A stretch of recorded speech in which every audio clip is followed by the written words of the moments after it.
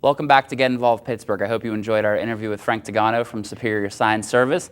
Up next, we have Shawn. Shawn is the an assistant dean at the University of Pittsburgh's Business School. He's the director of career services there. Welcome to Shawn Graham. Thank you. He's also an author, and this is your book, right, Shawn? It is. Courting Your Career. I must admit that I read it on my cruise earlier this year and really enjoyed it. I was on the treadmill actually reading your book as I was going, so you can tell I don't run very fast, right? But it was a good read for sure. So thanks for being here with us on the show, Shawn. We definitely appreciate it. Tell us a little bit about how things are going. We hear so much about the business climate. As the director of career services at the MBA school there at Pitt, how is business in your perception? I think things are stabilized. I think in the past 12 to 18 months they've been really, really rough.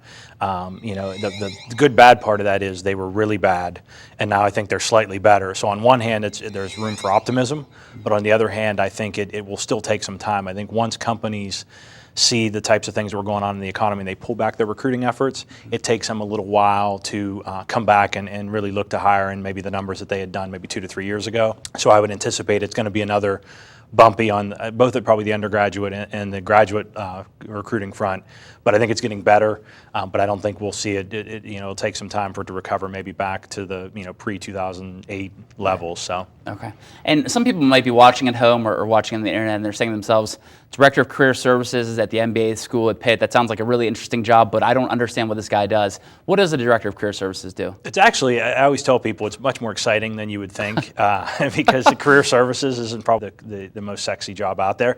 But I think it is like a little business. So I know with the previous guest you talked about being an entrepreneur, and I think that it's cool because we have to worry about marketing. How do we market to students? How do we market to recruiters? What's our strategic vision? What are we going to do in the short term? What do we do in the long term? What programs do we offer? How do we communicate with our students? How do we attract new companies to campus? So it is all facets of what a small business would have with clients and different measuring our effectiveness and figuring out feedback on how well we're doing. So it is a really interesting. I talking about just putting yourself out there. I was downsized for my first job out of college, and I got into career services by calling up 3 colleges in the area and saying I'd work for free. 2 of them told me no.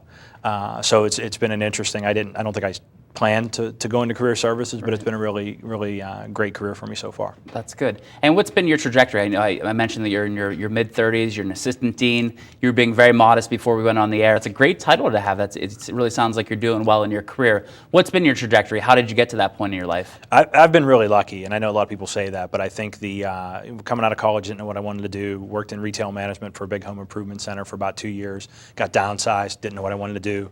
The career services thing I thought sounded interesting. As I said, I contacted a couple of places and offered to work for free, and it was sort of a blow to the ego when 2 of them said no. I mean, right. You can't, like as I said, hey, I'll just come and show up, and even if I sweep the floor. And once I started at Westminster College in Western Pennsylvania, and literally started as an unpaid intern, then was promoted to secretary, and then from there I just got really lucky. They reclassified a position, and then an opportunity came available at the University of North Carolina. I went down there, worked with undergraduate students for a few years, then transitioned to MBAs, became an associate director.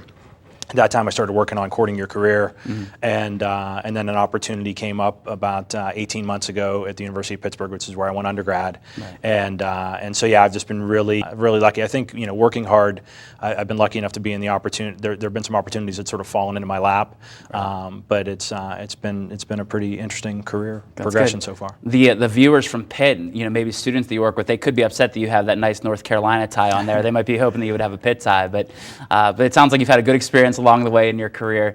Let's talk a little bit about your book, Courting Your Career. Like I said, I read it. I thought it was a great read. I mentioned to my wife on the cruise, I said that every 18, 19, 20-year-old should really read this book because I think it shows the similarity relationships and your professional life and how many similarities there really are between the two.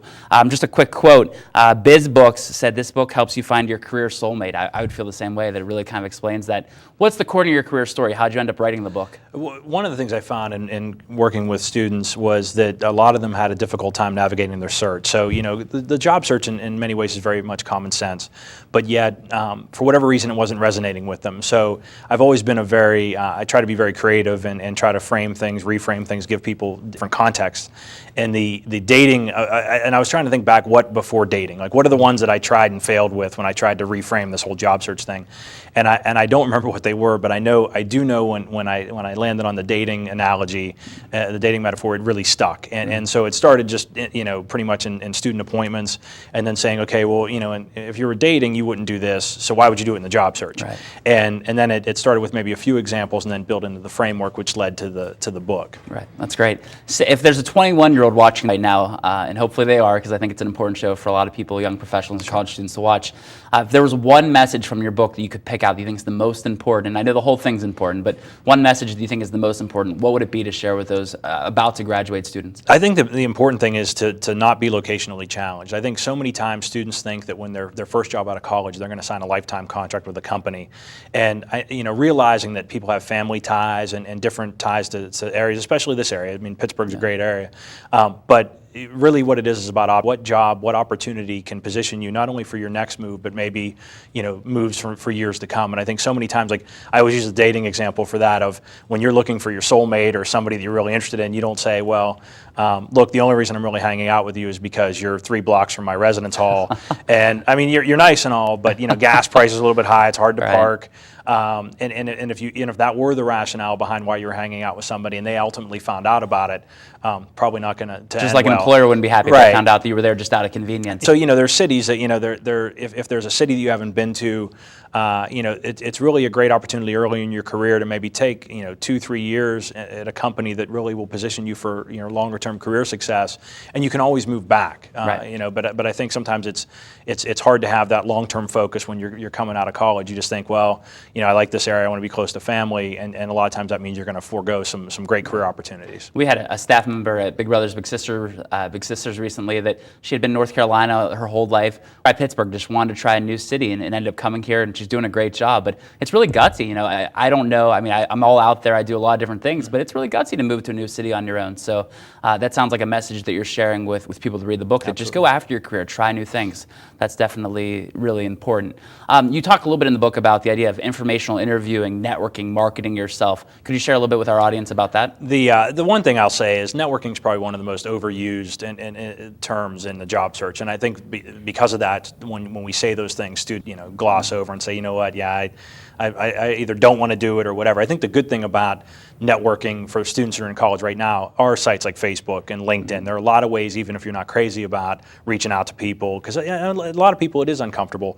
It allows you that initial icebreaker that will enable you to develop a rapport with somebody. So I think it's critically important. The informational interviews are important because it's important to figure out what you want to do. I mean, you're not going to get. I didn't learn this until the last semester of my senior year, but I was in a presentation, the undergraduate admissions, and they said you're not going to do anything with your major generally. Like I have a degree in economics undergrad, but I'm not an economist. And so I think it's really important to do those informational interviews. Reach out to alums from your undergraduate institution. Find out what they do, how they got there. The same things, some of the questions we talked about today, and that'll not only help you make more informed career decisions, but it'll help build those relationships that you can have for hopefully the rest of your career. So I think they're critically important. I agree with you 100%. Just getting 15, 20 minutes, 30 minutes, offering to take them out to lunch, and then just really grilling them, finding out where they got, not stuffing that resume down their throats, but just finding out about them. You get a mentor out of it, and you never know what's going to happen long term. And people love to talk about themselves. We know this, so they're going to take advantage of those opportunities to tell you a little bit about their story. In your own personal life, though, Shawn, some of the things you talk about in the book, would you say that it's been a little bit, the relationships within your professional life have been like the relationships in your social life, in your own love life? You talk about in the book, so we're going to make it a little personal here. Yeah, I'd have to say that I've been a lot more, I think I've had a lot more career success. Being 36 and single, I could say that it doesn't cut both ways, but but I do think I try to apply my knowledge and on both fronts. But I think it is always one of the difficult things about being the person in the middle of it is you don't have the perspective. So it's always easier to give your friend advice than it is to follow your own advice. Sure. Yeah. But yeah, I think as a matter of fact, I was talking to a friend recently and he said, you need to follow the advice in your book. And I was like, come on. But yeah, it's right. More career success than success in the other area for now. Well, it's a great, I definitely encourage everyone to read it. Thank you for being on the show. Congratulations on all your success at work and also with your book. Up next, we're going to have Mike Rethage from Wider Image.